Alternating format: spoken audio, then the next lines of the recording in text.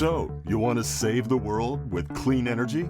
Make money doing it? Confused about the economic and technical realities of residential and commercial solar, batteries, heat pumps, EVs? Want the real-world scoop on new energy technologies, not manufacturer hype? Then tune in to the Weekly Energy Show, hosted by Barry Cinnamon. Insights from Barry's 40-plus years in the solar and energy industry will help you understand the future ways we'll generate and consume energy.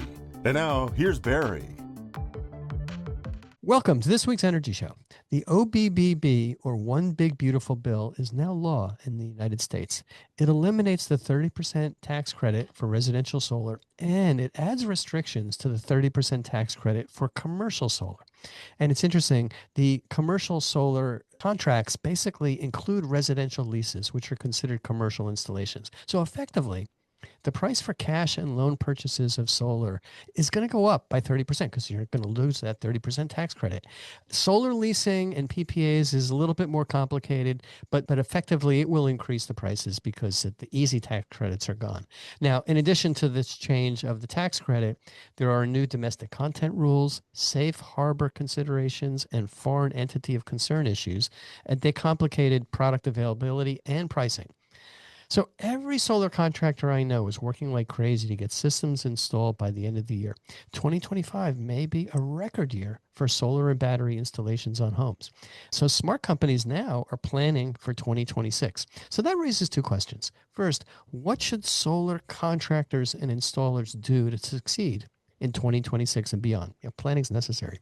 And second, what should solar and battery customers consider when evaluating products and installers? So I kind of went through my Rolodex and thought about people I knew that they'd really be able to provide some insight into their part of the market segment. And, Mark Liffman is a guy I've known for almost 25 years. He's the CEO of Omnidian, and he's our special guest on this week's show. Now, most large-scale commercial and leased residential systems are owned by financiers and investors, and Omnidian helps these financiers and investors operate and maintain these large fleets of solar and battery systems because the financial guys don't want to, get involved in the nitty-gritty of keeping these things working. It's kind of funny, but Mark and I met way back in 2001 or 2002 when he was at Solar Depot and I was at Akina, and we were both active at the board level for CalSA. And by the way, I just kind of think back of the other crazy nuts that were around the table back then were Ed Murray, Mark Roper, Jeff Brown, Dan Sugar, Howard Wenger, and Jigar Shah. So who would have thought we'd be alive and well and still kicking butt 20 years later? So with that intro, welcome to the show, Mark. Barry, thanks for having me on, and good to see you again. We've been riding the solar coaster for a long time together. Yes.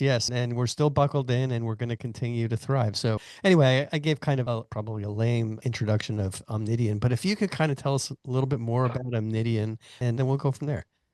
Sure. So at Omnidian, we deliver what we call performance assurance for distributed energy assets. We do this for solar and battery assets today. We're looking at expanding into vehicle electrification assets, particularly charging assets next. And what it means is we charge a subscription-based fee, and then we're responsible for delivering the performance of that asset. So we do that by ingesting the data from the asset. We only work with assets that we can monitor remotely, and then using deterministic and machine learning algorithms to automate detecting and diagnosing problems, and then using workflow automation to go from that diagnosis to remediating the problem, which may mean doing nothing. If we detect snow on a solar system, the correct answer is wait till it melts. You don't have a lot of that in your neck of the woods, but we've got a lot of assets that get snow on them. Sometimes it's automated communications to homeowners or site hosts on a commercial site to take an action, like hitting a reset button or restoring their internet connectivity. Sometimes we're rolling field service trucks. In the US, we don't own field service techs and trucks, so we work entirely with about 300 field service partners around the country who are servicing assets on our behalf, doing that preventive and corrective maintenance for us.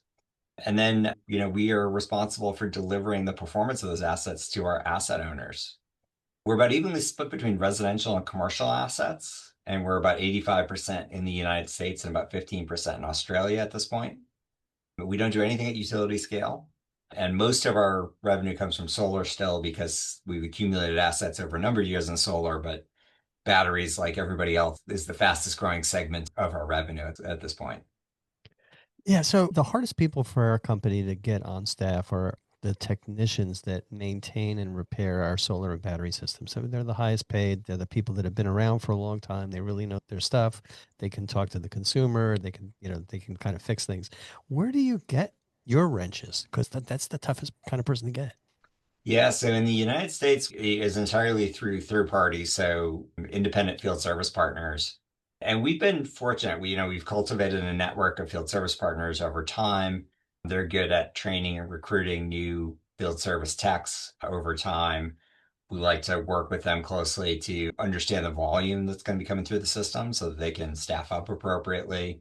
It's like produce a fairly stable system. In Australia, we work a little bit differently, partly a legacy of some acquisitions or an acquisition we made there, partly labor laws there. So we've got about half techs on staff there and about half third-party field service partners.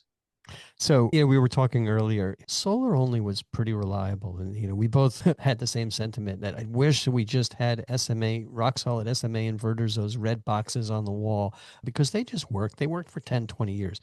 But battery systems require a lot more care and feeding, a lot more maintenance, and there's shorter warranty periods from companies that have not even been in business for as long as the warranty is. How do you handle the complicated and sometimes flaky battery systems that may be out there? Yeah, great question. So, we've got a fairly tight approved vendor list. So we've been able to avoid a lot of the flakier equipment because we limit who's on our approved vendor list, which then translates into who our lease and PPA companies are putting on their approved vendor list. So that saved us quite a bit. And we haven't seen a lot of aftermarket failures off our approved vendor list. We have seen some large recalls, particularly in Australia, that our Australian side of the business has dealt with. Largely, we're running some of those recall programs for some of the large battery manufacturers. The biggest problem we run into so far in the United States actually has been installer error with batteries. So, whereas a solar only system gets installed correctly about 95% of the time, at least in the first couple of years here, we're seeing batteries get installed correctly about 50% of the time. And the biggest problem is it's not complicated. You'll recognize it, Barry. It's getting the CTs on the wrong wires.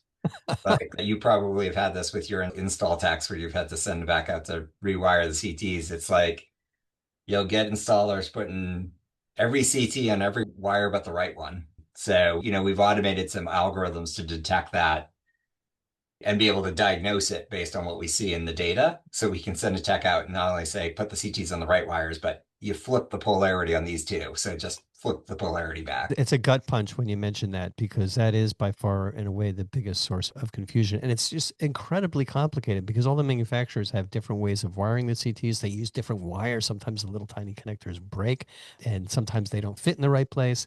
And one of the manufacturers that we work with, Enphase, is that basically said, we're putting in a combiner now that has all the CTs built in. So there's almost no CTs that you need to install. And what we like about the meter collar systems, which Tesla has and which Franklin's going to have, and Enphase has, it makes it a lot easier. Like, you don't need CTs on a simple system.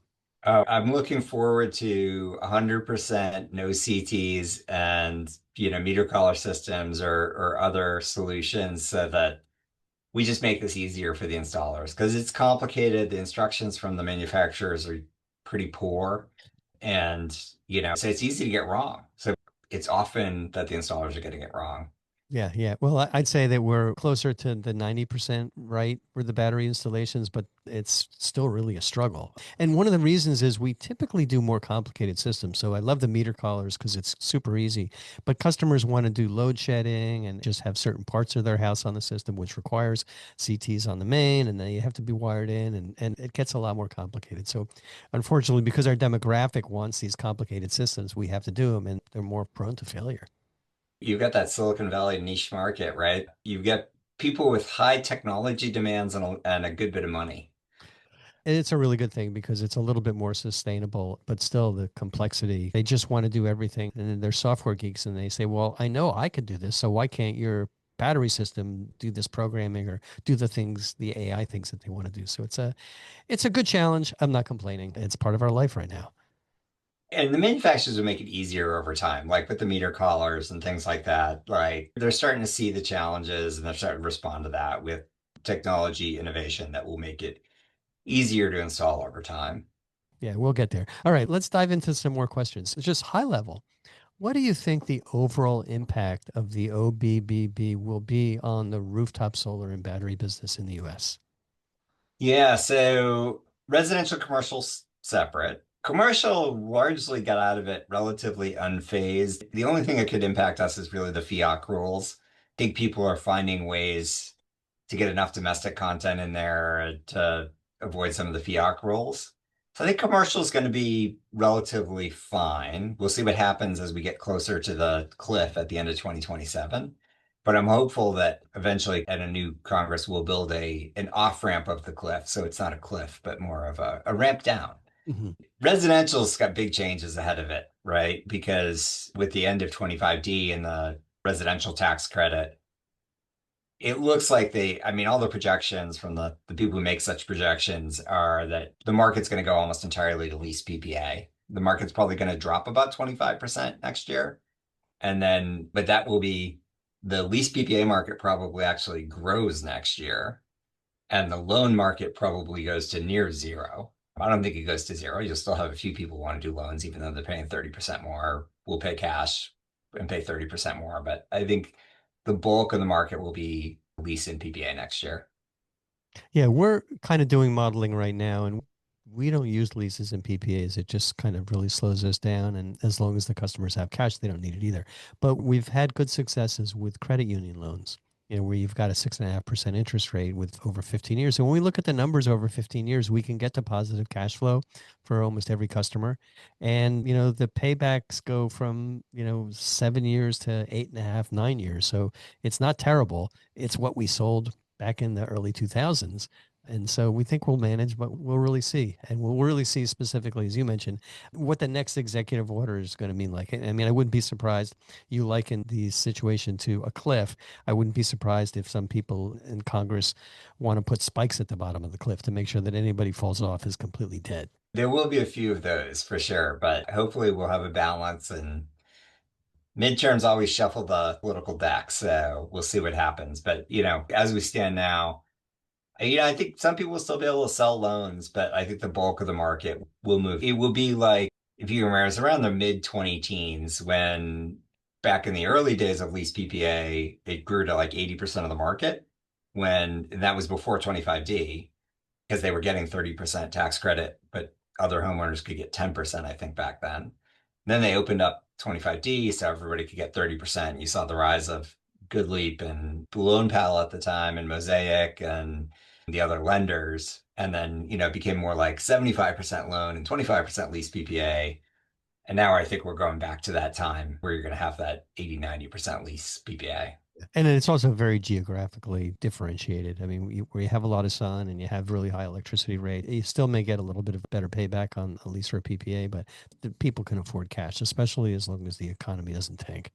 Yeah, I think that's right. But if you look nationwide, I think we're going to be heavily lease PPA. All right. So, two big questions. First, what should solar contractors do to succeed in 2026 and beyond? Yeah, and the solar contractor is like near and dear to my heart as like the people who have like built this industry and been through like every up and down of the solar coaster over the years. I mean, I think the biggest thing is if you don't already get a good lease PPA provider and then learn how to sell lease and PPA. I know some people will still be able to do some loans and cash, but it's going to be a relatively small portion of the market. And lease and PPA is easier in some ways and harder in some ways. And you probably have more comments on this from being on the other side of the equation than I'm on. From my perspective, it's easier to sell because it's like, hey, you pay for your electricity, here's the electricity price. And it's pretty simple for the homeowner. And it takes a lot of risk off the homeowner and puts it onto the finance company, right? Because the performance risk is now on the finance company. So in some ways, it's much easier to sell.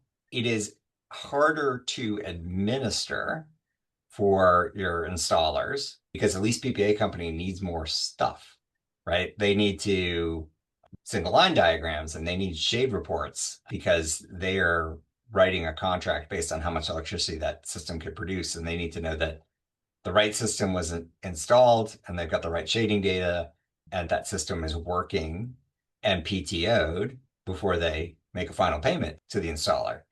So there's a bit more hoops. So it's a little bit of, jumping through those hoops of making sure that that information can flow back to your lease and PPA provider and that the system gets installed correctly. We do a lot of that check for the lease and PPA providers. The most common things are people just don't attach the single line diagrams, and we need those, or they don't map the microinverters and the optimizers. Well, it's really hard to service a system if you don't have those mapped at install, because then you're like, okay, I know that one microinverter is out, but I can't find it. And I got to rip up all the panels to find the one microinverter that's out. If it's mapped, you can lift one panel and replace one microinverter.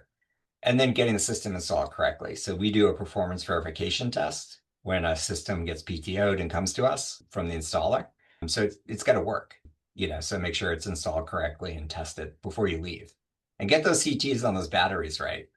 That is the single biggest thing we send installers back for, is CTs on the wrong wires. Yeah, it's a nightmare. Well, our perspective on the third-party ownership business is it does make sense, but when we, as a small, I don't know, medium-sized contractor here in Silicon Valley, I look at all the extra hoops we have to jump through, and those hoops aren't free. There's costs. We have to have a lot more photographs taken. They have to be automatically uploaded. The installers have to have some different training.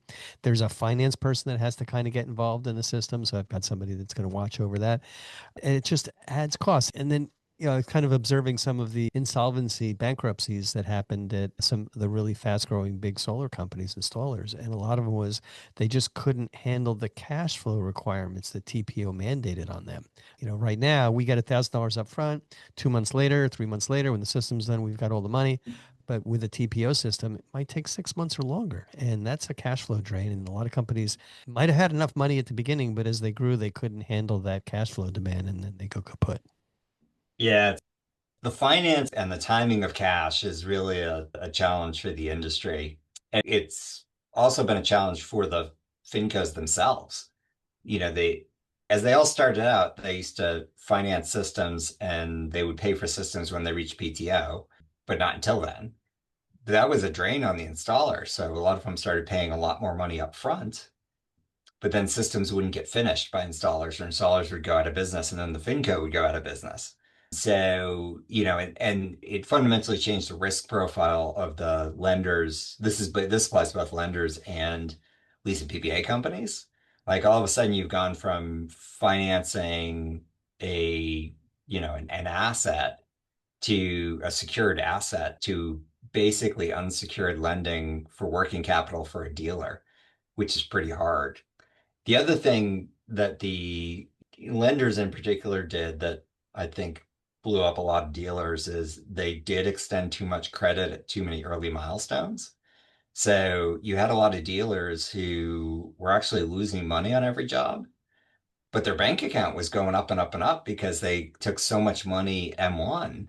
And then when the shift happened back the other way, it blew them up. They weren't actually making money. And now that they weren't getting advanced more money ahead of the jobs, it blew them up. So finance has been a difficult part of this industry and difficult for everybody to navigate. Yeah, no, it's been evolving. And then we've been pretty successful in selling against those when necessary, because we would have, even though our cash price, which is, pretty much the only thing we did, was kind of high, we weren't paying our salespeople ridiculous amounts of money.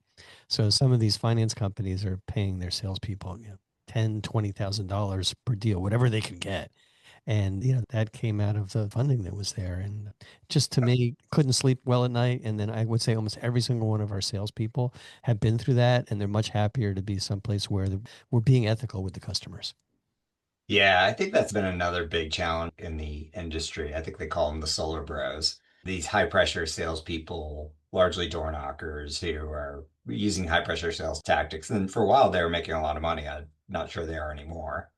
But I think it's a sales technique we have to start to move away from as an industry. Especially, we definitely have to move away from dishonest promises in the sales. But I'm not a big fan of the whole high pressure in-home door knocker sales technique. It's not just solar. I mean, the auto industry went through the exact same thing. And you can't buy a car or lease a car without sitting down with the finance manager. and they'll kind of go through all the details. And they've realized from a regulatory standpoint, they have requirements. And we have the same thing in California. There's a bunch of rules that you have to follow, but you still have rogue actors and they can make a ton of money before kind of the regulators catch up. Well, we're kind of getting over to the next question. And the next question is, what should solar and battery customers consider when evaluating products and installers, both for the rest of this year, but especially in 2026 and 2027? Yeah, so it's really about across your manufacturers, your installers, and your finance providers, because we're still going to be in a situation where 90% of people finance. So you have more of a niche business where you've got a lot of customers who pay cash, which is a good business to be in. But across the country, for the last decade, 90% of people have been buying with some form of finance. And it's gone back and forth between lease and PPA and loan, and now back to lease and PPA. So you want to evaluate that finance provider too for their longevity, because if you're with a finance provider who goes bankrupt, you're going to be okay. It's somebody takes that over, but there'll be some hiccups along the way that probably aren't great for you as a homeowner. So, on the manufacturer side, manufacturers who are bankable on the bankability lists, you can look at our AVL, like that's a good place to look. We're looking at both bankability and reliability of equipment. And then just to explain to people, the AVL is the approved vendors list, and Oh, you yes, sorry. very carefully qualify those vendors. Yeah, because we're on the hook for the number of truck rolls we need to make. So we take risk on that. So, typically our customers are paying us a fixed fee. And if we have to make 10 truck rolls in 10 years versus 2 truck rolls in 10 years, that blows up our economics. So we're very careful with our AVL and who's on there. And, particularly you see more risk around batteries and inverters. Modules tend to be, if they don't go through a recall, they tend to be very reliable. The difference you'll see in modules is degradation rates. We can track this across large numbers of modules across time. And you see as low as, 0.3, 0.4% a year and as high as 2% per year. So modules vary in degradation rate, but they tend to be pretty reliable. Your inverters and your batteries are where you see more of the reliability issues. And there you want to be looking for the stable, mostly larger companies who have been around a while. So you can look at the bankability reports, and CEA has reports, and then we do an approved vendor list for all of our customers. Again, if you're a lease PPA customer, it doesn't matter quite as much to you because you only pay if it generates electricity. So then that risk is on the lease PPA provider. And then with installers, it's look for people who are not putting the high pressure tactics on you and who are, sitting down at the kitchen table with you explaining how solar and storage work and are really explaining the economics to you, not putting high pressure emotional tactics on you.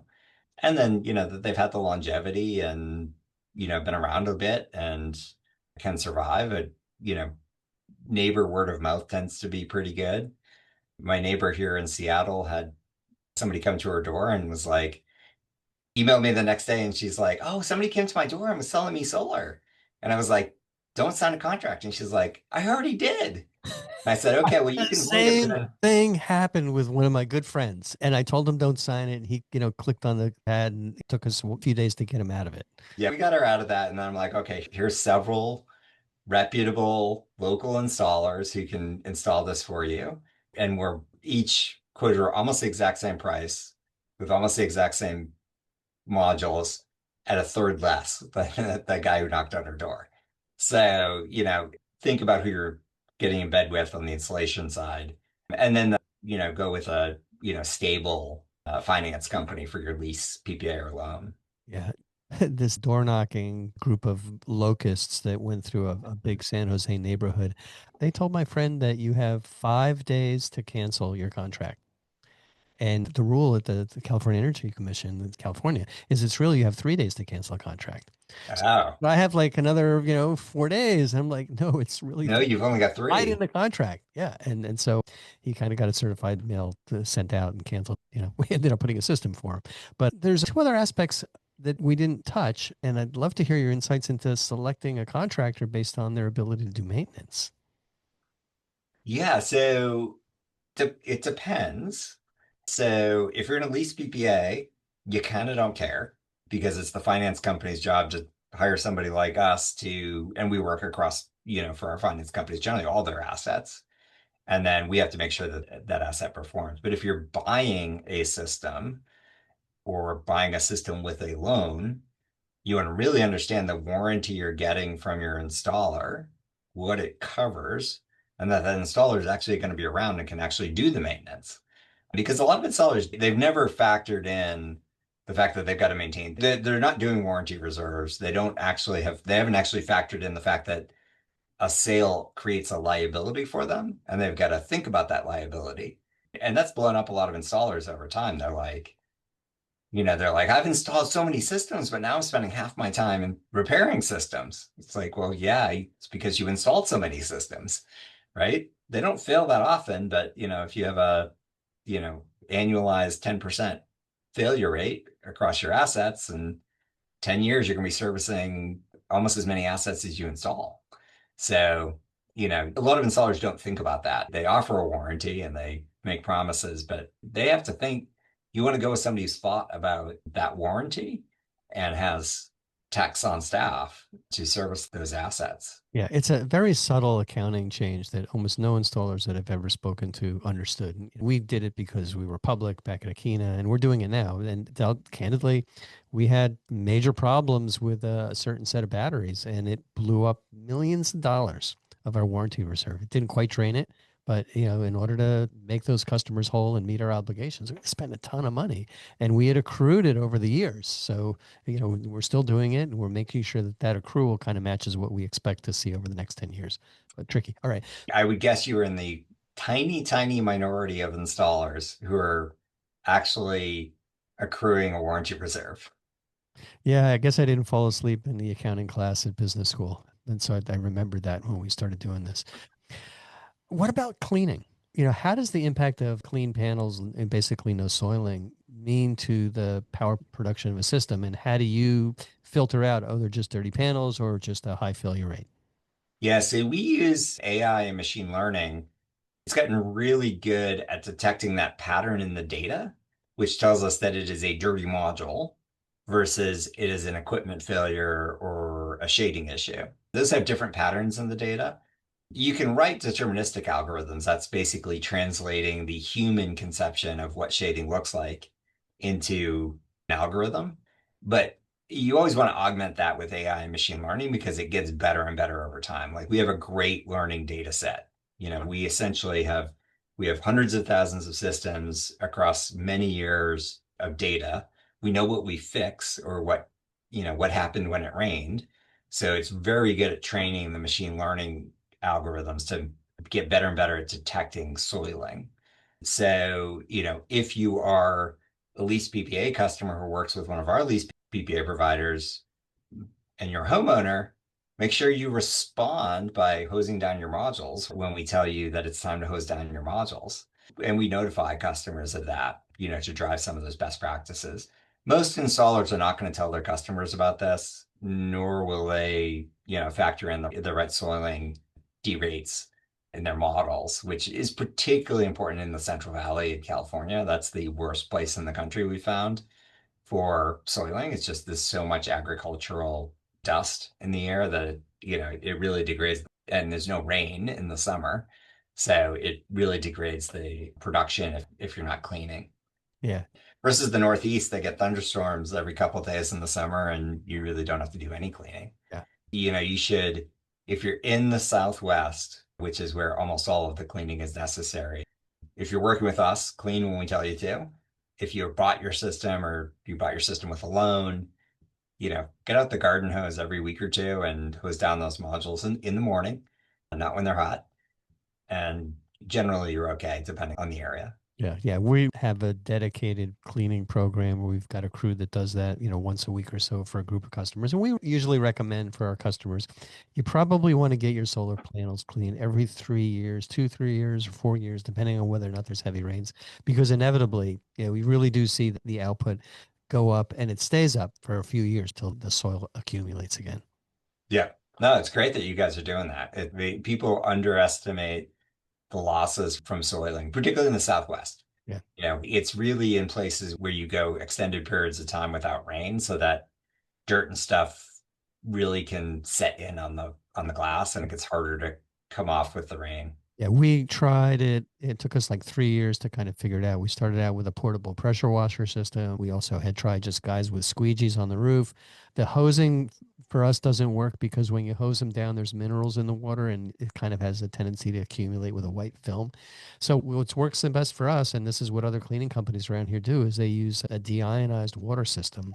You can get a nice portable filter, fits in in a little pickup truck, and that does a perfect job of cleaning. And it also gives us an opportunity to go back to the customer. As I said, they're our customers, they're mostly owned systems, and say, hey, maybe you should get that debris away from the fans on your inverter, or there's some wires hanging down.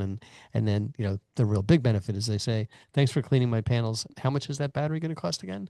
And we're able to get some upsells. No, that's great. Or you're fresh of mind with the customer again and they're out, you know, telling their neighbor about you. Yep. Yeah. Anything we can do to get our sign on their lawn and more awareness really, really helps. Okay. Well, there are some insurance products out there that mostly probably for the own system, not for the TPOs. But what do you think about some of those insurance products that are out there that will basically guarantee that the systems are going to keep running? I haven't seen one that isn't fraud yet. So if anybody's trying to sell you insurance on a solar system, if it's property insurance, you should be getting that through your homeowner's insurance. Hmm. If somebody is trying to sell you aftermarket or even with a dealer, some sort of insurance policy, you should make sure that they're registered as an insurance company or home warranty provider with the state. If they are not, they are breaking the law. And the big implication that has for you as a homeowner is that number one, they're probably going to go to jail eventually and really not going to pay you. But it probably means that they are not accruing reserves. So I could sell life insurance to 20-year-olds all day long and not accrue reserves and then just shut down my company in a couple of years and I will have pocketed a bunch of money, right? You have to accrue reserves as an insurance company and as a regulated insurance company. So we're regulated as a home warranty company across 20 some states that require it. So you really want to make sure that that company is registered with the Department of Insurance in your state. And if they're not, they're likely just a fraud. Yeah, that makes sense. I look at some of these insurance products. I'm sure there's some good legitimate companies, but I just see how expensive it is for us to support our battery customers and how much that cost us. And that's a very challenging thing to do for a third party insurance company that doesn't have the balance sheet that you just do. I haven't seen one that is legitimate yet. So if you find one, send it my way. But yeah, it's a problem in the industry is these sort of fake insurance products. Right. So, good suggestions for people looking for systems. How does Admidian help system owners with the inevitable bankruptcy of some of these companies? So, SunPower goes bankrupt, or Titan Solar goes bankrupt, or Posigen goes bankrupt. Or how do you secure customers if they have some O&M arrangements with Admidian? Yeah, it depends on the situation. So, back in the day, we took over a lot of the portfolios from bankrupt lease PPA companies. So it's kind of how we got started. So Sungevity, SunEdison, American Solar Direct, who all went bankrupt in the kind of 2017 through 2019 period in that last wave of big bankruptcies. We took over most of those portfolios. So what happens in a lease PPA setting is your lease PPA contract is not really with whatever lease PPA company It's not really with Sunrun or Sonova or SunPower, two of which are out of business already. It is with a special purpose vehicle, a company that they create. That company has tax equity in it, it has debt in it, and then the equity is owned by Sonova. When Sonova or Sungevity or whoever it was goes out of business, the debt provider to that special purpose vehicle says, "Oh crap, I now own these systems, and I've got to find a way to make sure they keep producing, so these leases keep paying, so that I make my return." And so they will foreclose, and then they'll call us to go maintain those systems for the homeowners. So in the lease PPA context, you're pretty set because somebody wants you to keep paying and you only have to keep paying if that system keeps producing. In the case of dealer In the case of dealers who go out of business and you bought your system from the dealer, generally you're out of luck. Your warranty's gone. And then there are companies you can call. We don't do direct to consumer right now. So you can't call us if you were a Titan Solar customer and they went out of business and you have a warranty issue. But there are a number of dealers who will take third party calls and go service systems for installers that have gone out of business. That's just we haven't figured out a way to do that scalably yet. So eventually we may service that market. About half of our service business is homeowners who bought from a company installer and their installer's gone. They might have been a SunPower dealer or whoever, might have installed a good system, but now Well, they have now I know. Call Barry. If in if you Silicon bought Valley. from somebody, if you're in Silicon Valley, call Right. Barry Yeah. when your system breaks and your installer's out of business. Right. And then of course, in order to make it worth our while, we're going to charge Silicon Valley rates. So it's probably twice as much as it's going to be in other parts of the country. And so when the manufacturers establish their warranty payment terms, they don't think about high cost locations. They're kind of thinking about the low cost locations. And we have to charge the customers a little bit more to basically even just cover our costs. Yeah, you're much higher labor costs and gas costs and land costs and all the things that are expensive about living in beautiful California. Yeah. Yeah. But the weather's good. All right. So that's what we're there for. What should residential homeowners consider right now? We're talking about, coming towards the end of 2025. What should they do now, and what should they be looking for next year? They're looking for a system if they didn't buy now. Yeah, I'd say if you're a residential customer right now and you want to own your system, then buy it right now. Like, and you may be out of time. Like most installers are booked through the rest of the year. But if you want to own your system, buy it from a reputable installer who's been around, who's not knocking on your door and putting the high pressure sale on you, and do it now. If you're okay with a lease or PPA, you can do that next year. And next year, you're probably, as a homeowner, going to prefer the lease PPA because it's just going to be better economically for you because of the tax credits. And then all the things we said earlier are true, whether it's loan or lease PPA. You want to look for, good installers, reputable equipment. And if you're financing, which 90% of people do, you want to look for a finance co that's been around, that's stable, that's going to be around. A lot of them now are part of larger entities. So, they're part of big utilities or part of big module companies and things like that. So, it makes them a little bit more stable. All right. So a lot of challenges coming up. There'll be a little bit of a slowdown, but what's the good news about the industry? What's your long-term vision and expectations? You and I have ridden the solar coaster a long time. Like, you can't stop solar. You can slow it down sometimes. You can't stop batteries. You can slow them down sometimes. But this is the future. The technology is going to keep getting cheaper. The electricity prices are going to keep going up. The market is going to be up and to the right. Like I foresee, someday we're going to be like Australia. In Australia, between a quarter and a third of all homes already have solar on their roof. We're not anywhere near that today, but we're going to get there in the United States. So it's up and to the right. There's some bumps along the way, and people pull tax credits and they put dumb regulation in our way. But you're going to see a lot of distributed solar and energy storage on residential and commercial rooftops. And I'm no less confident of that now than I was a year ago. Yeah, there have been some bumps along the way, mostly with, dumb legislation out of Washington and dumb regulations that have been put in our way in various states to slow us down, but it's not going to stop us. Yeah. Yeah. You've got electrons and solar in your veins, just like me and lots of the other people that have been plugging away. So we're optimistic. We're going to ride that solar coaster. And, I'm looking forward to the time when solar panels are as ubiquitous as chimneys. It is, you should spend some time in Australia because in Australia, there may be more solar panels than chimneys.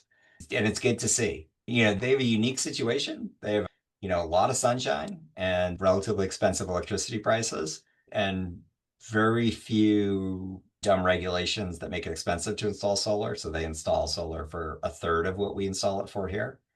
So it's ubiquitous and it will be here someday too.